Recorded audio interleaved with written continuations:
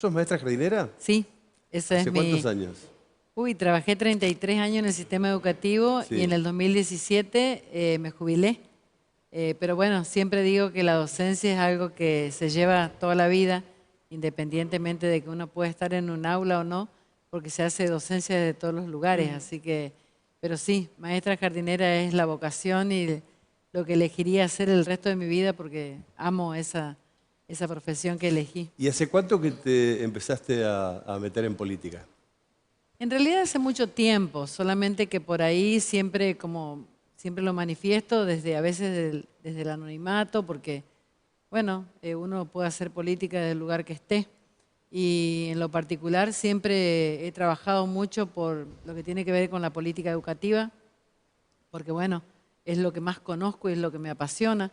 Pero también he hecho política en prevención de adicciones, en trabajo con otras mujeres, en trabajo social, en gestionar cosas para la gente, que lo he hecho durante este tiempo que he estado jubilada, siempre digo en las cuatro paredes de mi casa. Bueno, lo he hecho de manera permanente, ¿no?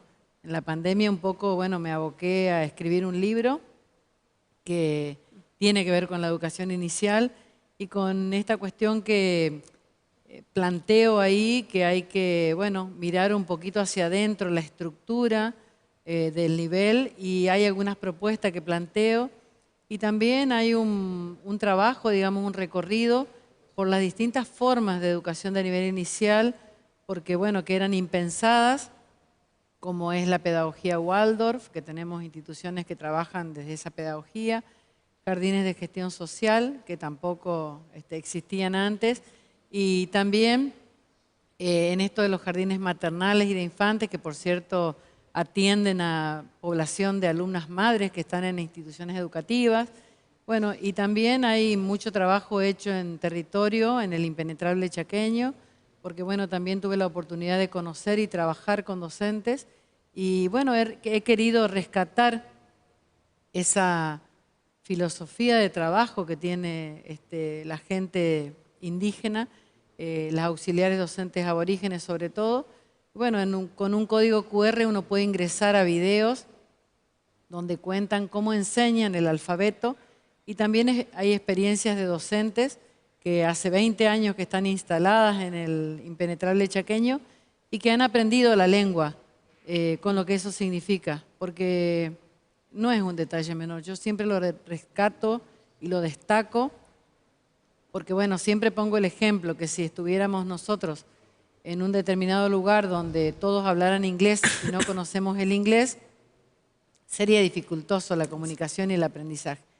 Pues en muchas situaciones pasa eso, porque bueno, en el recorrido uno ve niños y niñas que a lo mejor, no a lo mejor, la única lengua que conocen es la Claro, lengua materna. seguro. Vivian, ¿y Entonces, cómo, a ver, cómo es la educación en Provincia del Chaco y en el caso de acceder al gobierno, qué le agregarías, qué le falta, qué tiene? en realidad por ahí lo que uno viene construyendo, porque esto no es de hoy, digo, uno tiene una trayectoria y un trabajo hecho, pero siempre digo que los tiempos que están transitando hoy niños y niñas y jóvenes también, digo, es un contexto totalmente distinto al de hace años cuando está la ley de educación, ¿no? Y siempre digo que el paradigma de la evaluación es el que tenemos que empezar a movilizar, porque bueno, los que tenemos más años venimos de ese paradigma donde la evaluación era mirada desde un lugar, bueno, de cierta oscuridad, si querés, por decirlo de una manera, porque bueno, a veces no nos atrevemos a decir las cosas porque cada vez que decimos algo que no tiene asidero o no es lo que debemos decir, siempre era motivo de burla, ¿no? Hoy creo que los tiempos han cambiado, creo que la evaluación tiene que ser una constante en todo proceso, no solo en la educación, en lo social, en lo político, en el ámbito que estemos, sin temor a que si nos equivocamos tenemos tiempo para volver a revisar. Pero eso tiene que ver con la evaluación, que tiene que ser parte de este proceso. Y en ese marco es que yo veo que, digo, y se ha hecho mucho y se han adquirido muchos derechos, pero vuelvo a decirte, los contextos son otros, los niños y las niñas son otros, y nosotros seguimos transitando una escuela que tiene hasta una estructura, digo que la hemos transitado todos, porque todos la hemos transitado, y hoy los tiempos nos dicen que algo tenemos que hacer, algo tenemos que revisar.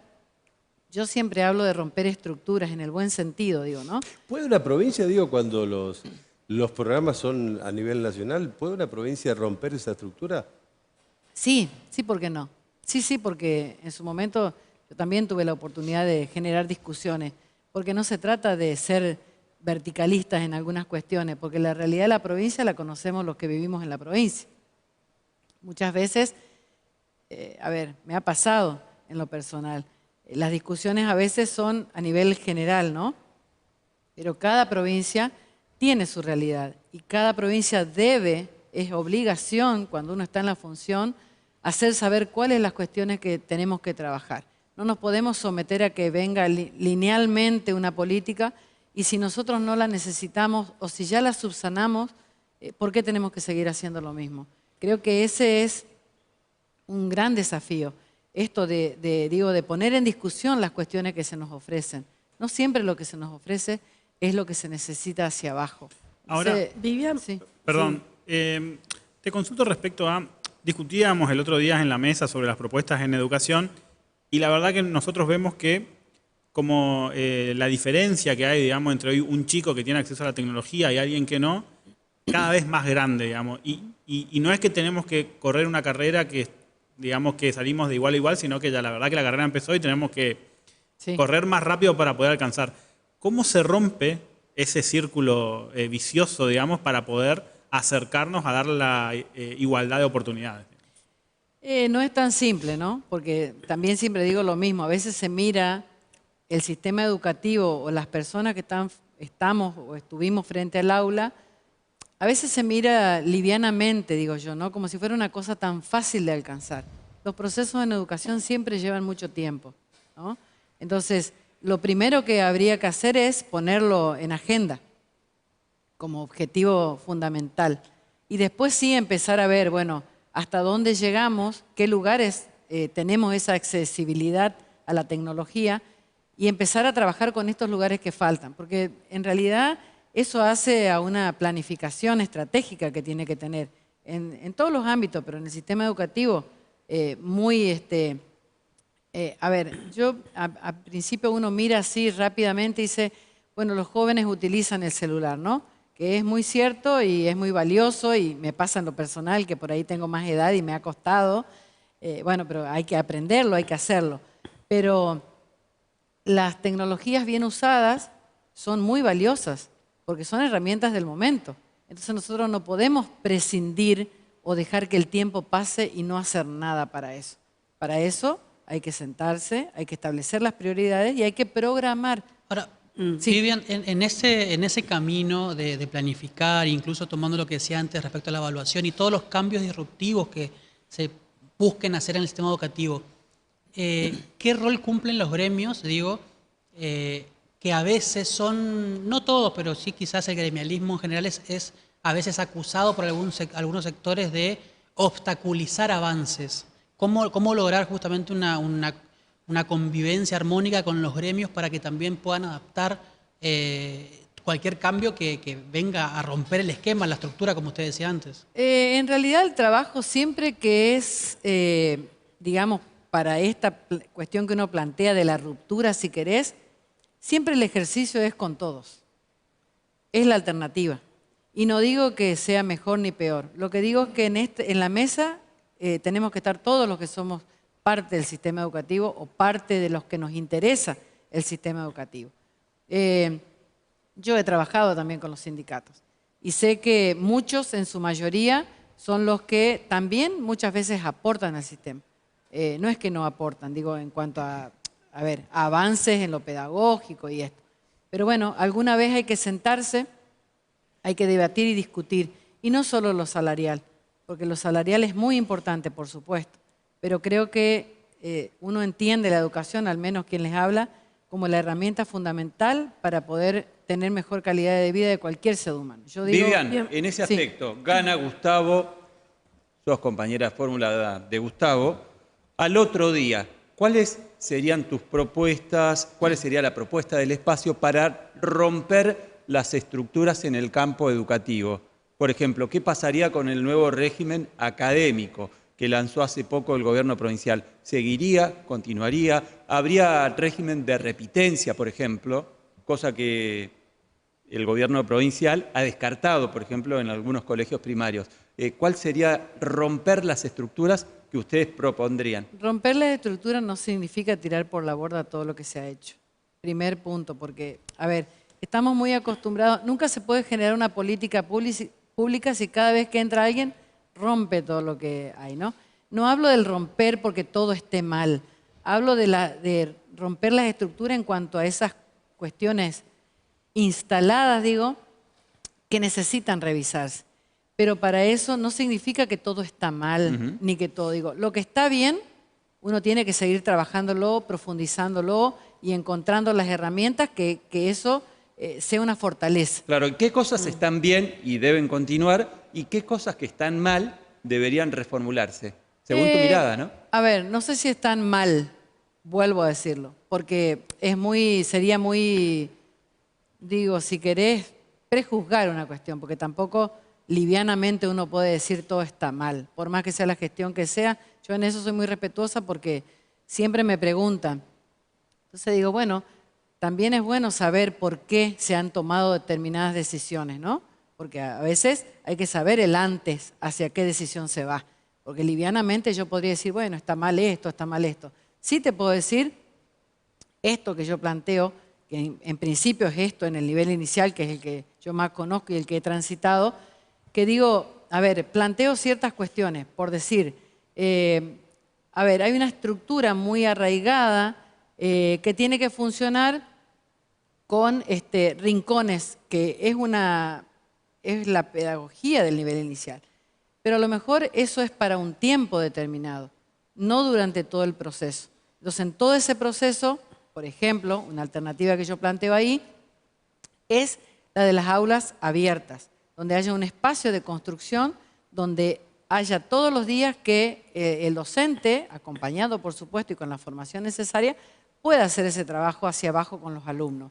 Pero además de eso también planteo estas cuestiones muy instaladas de que, a ver, la maestra jardinera tiene que ser joven, bonita, digo porque esas cuestiones están muy instaladas.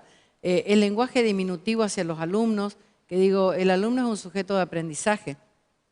Entonces a veces no tenemos en cuenta que un niño en esos primeros 4 años de vida es donde incorpora, ¿sí?, la mayor cantidad de palabras y ahí puede construir su lenguaje. Sin embargo, a veces lo tratamos demasiado aniñado, entonces después esa construcción del lenguaje para el niño se hace mucho más difícil. Vivian, Sí. ¿y cuál es su opinión acerca de la ESI, ¿no? La implementación que debe hacerse según los planes nacionales desde los primeros años, desde el jardín de infantes?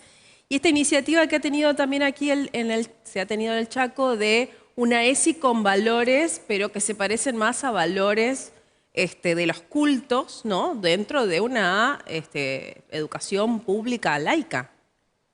Mirá, la ESI es una herramienta y quien te habla ha conocido historias de muchos niños y niñas y jóvenes que a través de la ESI han podido decir, a mí me ha pasado esto.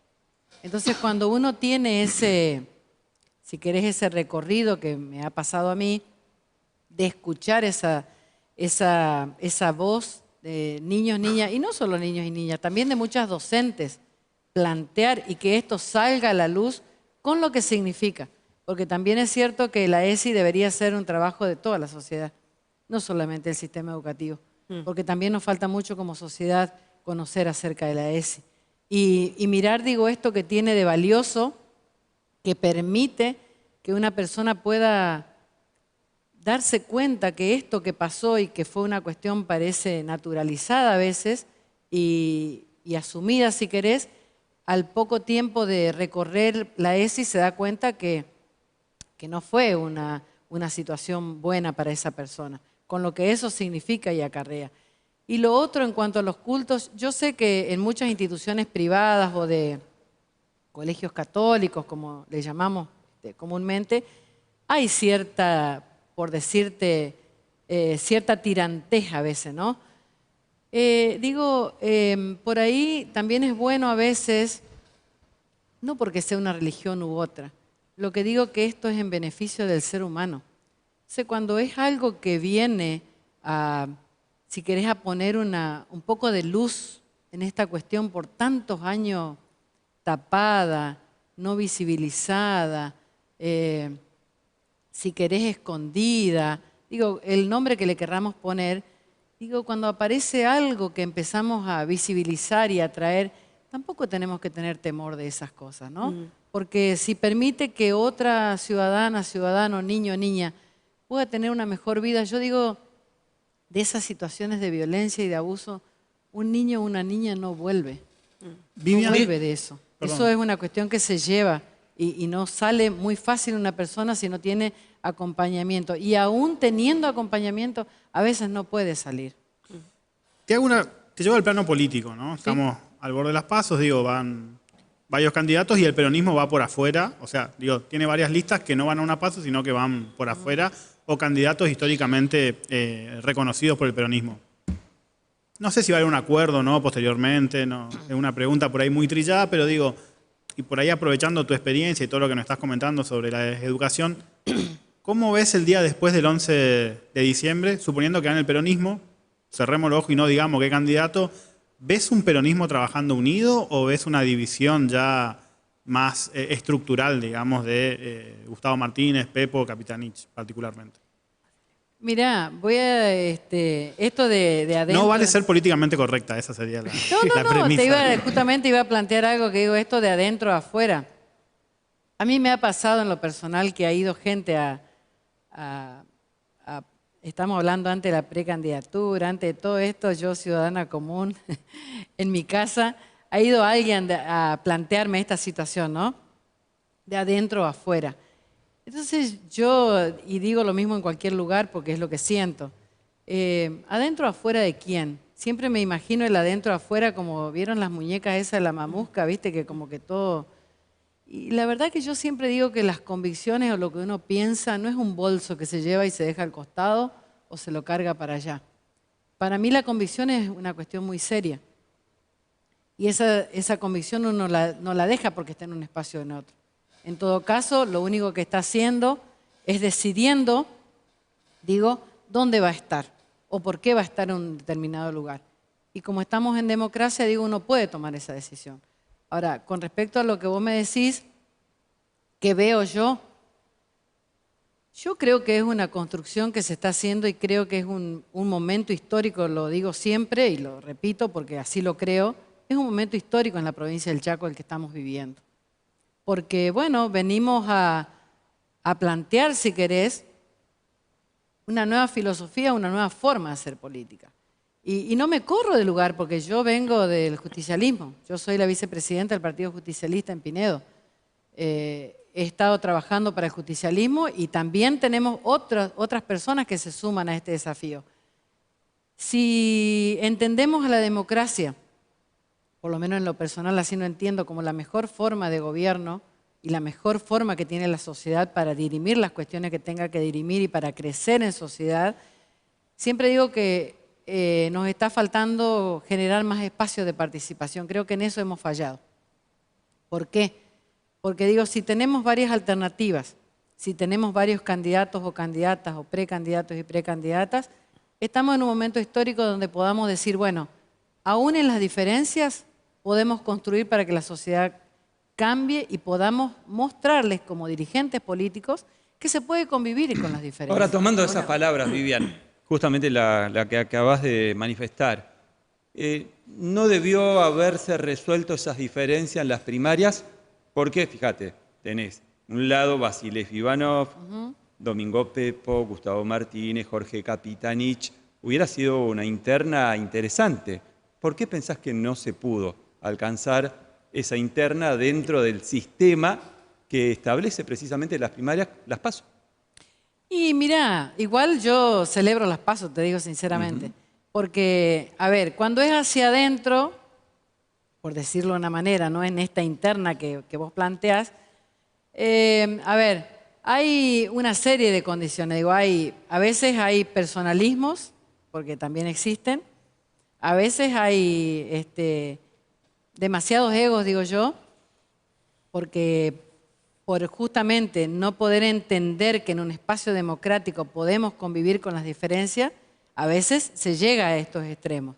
Pero cuando, digo, está dada la situación así, a veces es preferible ir a las PASO, como estamos por ir, y no forzar una situación. Porque también las PASO va a ser una cierta, si querés, una cierta forma de ofrecer la diversidad de alternativas que hay en la provincia del Chaco, de ofrecer la diversidad de precandidatos y precandidatas, pero a la vez, digo, cuando terminen las PASO, nosotros vamos a tener un escenario y una mesa, digo, con datos y con números que nos van a mostrar la situación de lo que está pasando. Porque ahí es el pueblo el que decide. Ya ahí no estamos nosotros poniendo, digamos, sobre la mesa, queremos esto, vamos a hacer esto, vamos por acá. Ahí la gente va a decir, bueno, es un tiempo en que nos merecemos dar en democracia para poder de ahí en más, bueno, seguir construyendo la provincia que queremos, ¿no? Y Vivian hablaba de diversidad y hablaba incluso un poco antes de nueva forma de hacer política. Digo, ¿cómo englobar eso en la propuesta de Gustavo? Es decir, ¿qué viene a ofrecer Gustavo Martínez? Bueno, y usted como primera fórmula, como nuevo en la política, siendo además Gustavo Martínez un personaje que está hace bastantes años y que ya ha ejercido funciones públicas. Digamos, ¿qué tiene de distinto hoy? Es una persona más que un personaje. Perdón, es un personaje de la Porque política. viste que personaje, si a mí me dijeras personaje no lo aceptaría. Digo, es una persona que trabaja hace muchos años, es cierto, que está en política, pero también es cierto que es una persona que ha abierto un espacio hacia mucha gente que no tenía la oportunidad de participar. Incluidos radicales, Sí, ¿no? y Hay una además, lista. ¿qué quiero? Por ahí lo han escuchado muchas veces seguramente, pero hemos hecho un trabajo desde hace mucho tiempo recorriendo la provincia y abriendo el espacio para que los ciudadanos de a pie, como digo yo, puedan participar y puedan decir las cuestiones que por ahí tenemos que revisar, mirar, si querés, propuestas, alternativas. En lo personal, a mí si querés, me ha tocado el desafío en toda la región del sudoeste, porque soy de Pinedo, entonces estaba en toda esa zona, y la verdad que ha participado mucha gente en ese espacio. Y digo, esto de la construcción colectiva, que no es dicho solamente porque a lo mejor alguien que nos escucha dirá, repiten todo el tiempo, que es la construcción. De verdad que sucede así, si no yo no estaría sentada acá. Porque primero, yo no he participado, es la primera vez que voy a estar en un cargo electivo. Como les dije, ya estaba jubilada, en mi casa descansando, podría no hacerlo. ¿Y vos por qué le dijiste que sí a Gustavo Martínez? Porque entiendo que es un espacio donde puedo aportar mucho desde mi lugar y desde mucha otra gente que está ahí abajo y que uno está representando. Porque yo entiendo que estoy representando primero a las mujeres de la provincia, a muchas mujeres, en principio, porque bueno, siempre digo, es una condición que tengo y que no la voy a dejar al costado, pero además, porque digo, mucha otra gente ha tratado de ocupar o de estar en un lugar para poder tomar decisiones. Todos sabemos que uno puede tomar decisiones abajo, pero también sabemos que las decisiones de mayor definición, si querés, o de más, donde podemos realmente aplicar las cuestiones que tenemos pensadas son desde una, en este caso, de una vicegobernación. Y me dijo hace poco, alguien me preguntó si mi oficina o mi lugar iba a ser de puertas abiertas o de puertas cerradas. Entonces yo digo que cuando alguien está en un lugar tan determinante, de tanta responsabilidad como es esta situación, no necesita tanto escritorio ni necesita un teléfono y a veces desde cualquier lugar. Porque lo he hecho yo, desde mi casa con un teléfono, resolviendo cuestiones mínimas de la gente. Y nunca lo he expuesto, nunca lo he dicho. Entonces siempre pienso, si pude hacer determinadas cosas por los demás, desde el anonimato, desde el día a día, digo, con cosas simples, no estamos hablando de dinero, ni estamos hablando de dar nada. Esta ciudadana no tiene una estructura política tampoco, jamás la he tenido. Y si alguien ha tenido la oportunidad de trabajar porque había un lugar de trabajo, si alguien ha accedido a tener un elemento porque esta ciudadana se lo ha conseguido, jamás a nadie le he pedido nada a cambio para hacerlo. Entonces entendía que este es un momento, primero digo que es un momento de mujeres, porque así lo veo desde la política, porque también no hace mucho escribía un artículo en Diario Norte, en la Carta de Electores, hablando también de la violencia política hacia la mujer. Porque la violencia no es solo un golpe, la violencia también es cuando nos silencian, cuando digo estamos pero no estamos, cuando muchas veces se dice por un cupo. Y yo siempre voy más allá. Digo, las mujeres somos más que un cupo, porque podemos estar a la altura de las circunstancias y de hecho me estoy ocupando en lo personal, porque también me dicen, bueno, ¿y si se pierde?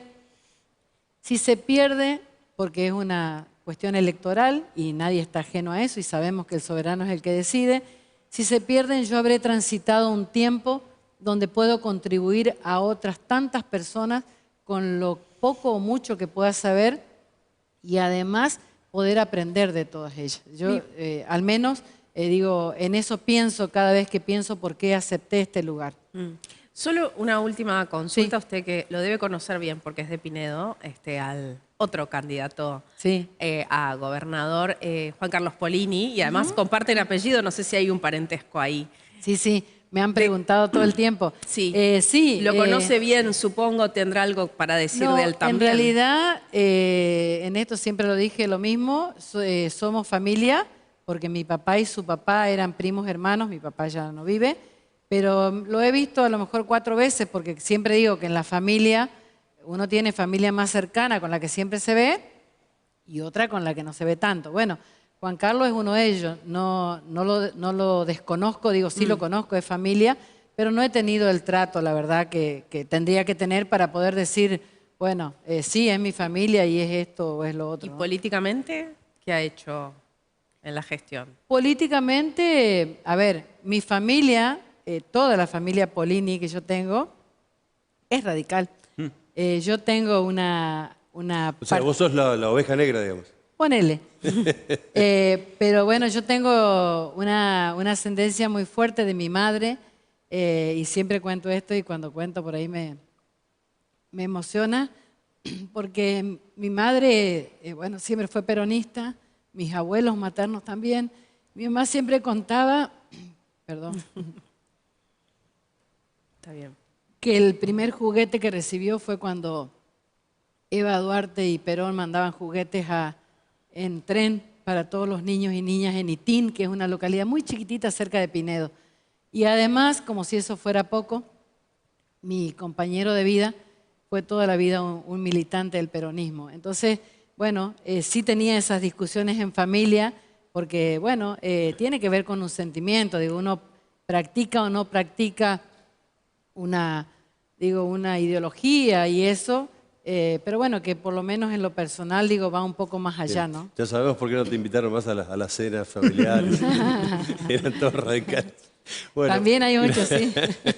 gracias por la visita. Por favor, gracias, muy amable a ustedes, les agradezco el espacio, el tiempo, porque bueno, también la gente puede conocerme tal vez un poco más. Seguro mucha gente me conoce porque he transitado, pero bueno, hay mucha otra gente que no me conoce y el medio nos permite a nosotros estar cerca de la gente también a través de la pantalla. Muchas gracias, muy amables.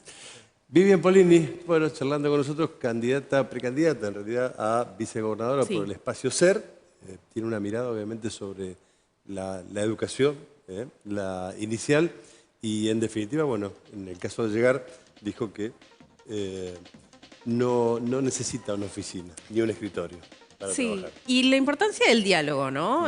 Más allá de si se gane o no se gane, hay que seguir dialogando. Me parece